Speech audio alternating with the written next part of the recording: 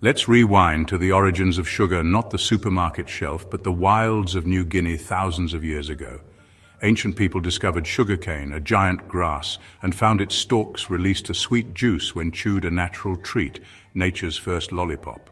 This simple pleasure spread across Southeast Asia and reached India by 350 BC. In India, they pressed and boiled the cane, creating the first sugar crystals, shakara, the root of our word sugar. For centuries, sugar was rare in the West, used as medicine and reserved for the wealthy. It traveled along trade routes as precious as silk and spices. The Arab world transformed sugar's fate, bringing cultivation and refining to the Mediterranean. Plantations in Sicily, Cyprus, and Spain made sugar more recognizable, but it remained a luxury. Sugar was a symbol of power, found in royal spice cabinets, not common kitchens. Its journey from wild reed to global commodity was just beginning. The story of sugar is one of discovery, innovation, and desire, a sweet secret that would soon change the world. From humble beginnings, sugar was poised to become a force that would shape history, and as we'll see, its impact would reach far beyond taste. The adventure of sugar was only getting started. How does sugarcane become the sugar in your bowl? It starts with harvesting, crushing, and extracting the juice. The juice is clarified, impurities removed, and boiled to form crystals. This is brown sugar coated in molasses. The more molasses, the darker and more flavorful the sugar. For white sugar, the crystals are washed, dissolved, and filtered repeatedly to strip away all molasses and impurities. The result, sparkling neutral white sugar. The difference isn't the plant, it's the process. White sugar is simply brown sugar that's been refined to purity. Ironically, many commercial brown sugars are just white sugar with molasses added back in for flavor and color. The core ingredient, sucrose, is the same. The only real difference, that sticky, flavorful molasses. Whether you prefer white or brown, it all starts with the same sweet grass. The rest is just chemistry and tradition. For centuries, sugar was a treasure for royalty and the wealthy, locked away and used for grand displays and rare treats. Its value was so high it was a symbol of status and power. Everything changed with the Age of Discovery. European explorers brought sugarcane to the Americas, where vast plantations flourished. This expansion fueled the transatlantic slave trade, a dark chapter that made sugar widely available at a terrible human cost. Mass production drove prices down, and by the 18th century, sugar was no longer just for kings. The Industrial Revolution and the rise of sugar beets made sugar even more accessible. By the late 19th century, sugar was a staple in every kitchen.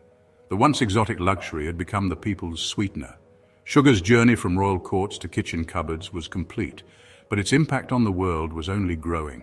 The story of sugar is inseparable from the story of modern society, and its legacy is both sweet and sobering. Sugar didn't just sweeten food, it reshaped the world.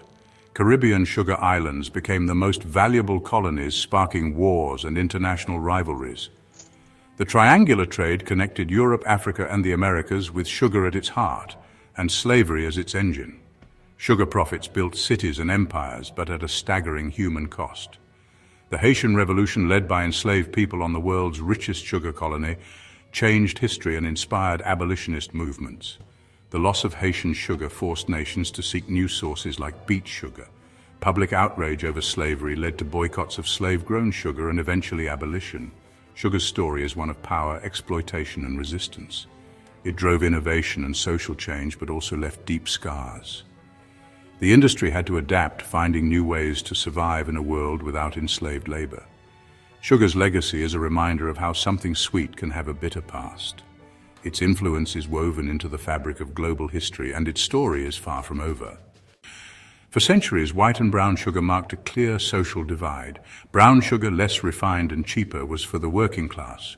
White sugar, painstakingly purified, was a luxury for the elite. White sugar symbolized wealth and modernity, while brown sugar was seen as rustic and common. These perceptions shaped culinary traditions: white sugar for delicate pastries, brown for hearty fare. As sugar became affordable, class lines blurred, but white sugar became the default. Brown sugar found a new niche, valued for its flavor and moisture in specific recipes. In recent decades, health trends flipped the narrative. Brown sugar is now marketed as the natural choice, while white sugar is seen as overprocessed. The truth? Both are mostly the same, with only a hint of minerals in brown sugar. The rivalry is now about taste and tradition, not class. Sugar's story is a mirror of changing values and marketing spin. What was once a sign of poverty is now a premium product, and the debate between white and brown sugar continues to evolve. In the end, it's all about what you want in your kitchen. The real difference between white and brown sugar comes alive in the kitchen, where science meets tradition. White sugar is prized for its purity and neutral flavor. It dissolves quickly, making it perfect for meringues, light cakes, and crisp cookies where you want other flavors to shine. Brown sugar, on the other hand, contains molasses, which gives it a moist texture and a rich caramel flavor. It's the secret behind chewy cookies, sticky puddings, and deep-flavored sauces. The molasses in brown sugar also makes it slightly acidic, which can help baked goods rise higher and develop a softer crumb. That's why recipes for gingerbread or banana bread often call for brown sugar. But brown sugar's moisture can be tricky. It clumps and dries out if not stored in an airtight container. A slice of bread or a clay disc can help keep it soft. Can you swap white and brown sugar? Sometimes, but it changes the texture and taste. Brown sugar makes bakes chewier and moister. White sugar gives crispness and lightness. Even the weight differs. A cup of brown sugar packed is heavier than a cup of white. This can throw off recipes if you're not careful. Choosing between them is a culinary decision, not just a matter of sweetness. Chefs and home bakers often pick based on the flavor, texture, and even the color they want in the final dish. Around the world, cultural and regional preferences play a role. In the UK, brown sugar is favored for sticky toffee pudding, while in France, white sugar is the standard for delicate pastries. A common myth is that brown sugar is healthier, but nutritionally, the difference is tiny, just a trace of minerals from the molasses. In baking, sugar is more than just sweet. It's science. It affects browning, moisture, and even how high your cake will rise. Today, white and brown sugar share the shelf, their dramatic history mostly forgotten. White sugar is the versatile staple, found in everything from drinks to baked goods. Brown sugar is the specialist, prized for its flavor and texture in classic recipes. Its transformation from cheap necessity to gourmet ingredient reflects our changing tastes. The health debate lingers. Many believe brown sugar is healthier, but the difference is negligible. Both are nearly identical nutritionally. The minerals in brown sugar are minimal. The rivalry is now about choice, not class or health. Each sugar has its strengths, purity and consistency, or depth and moisture. Their story mirrors our own evolving relationship with food. From wild cane to global commodity, sugar's journey is a testament to human ingenuity and desire. In our kitchens, both sugars remind us of a long, complicated, and surprisingly sweet history. The debate endures, but the real winner is the diversity they bring to our tables, and so the tale of sugar continues, one spoonful at a time.